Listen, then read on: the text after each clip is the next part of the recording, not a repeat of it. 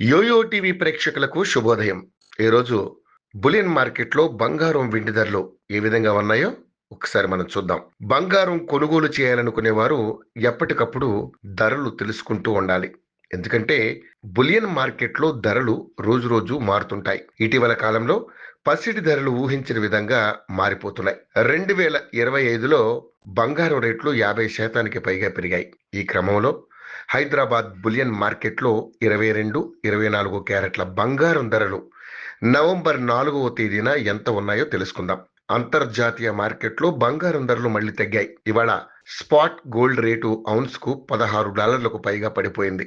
దీంతో spot gold ధర ఔన్స్కు 3,986 వద్దకు దిగొచ్చింది. ఇక స్పాట్ సిల్వర్ ధర ఇవాళ 1.48% మేర తగ్గి $47.97 వద్దకు దిగొచ్చింది.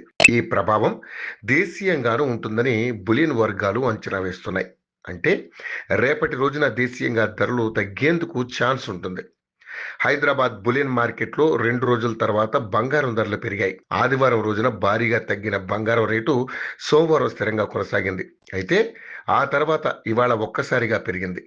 ఇవాళ 24 క్యారెట్ల ప్యూర్ గోల్డ్ రేటు 10 గ్రాములపై 170 మేర పెరిగింది. దీంతో తులం రేటు 1,23,170 రూపాయల వద్దకు చేరుకుంది. ఇక 22 క్యారెట్ల 10 గ్రాముల బంగారం ధర 150 పెరగడంతో 1,12,900 వద్దకు చేరుకుంది.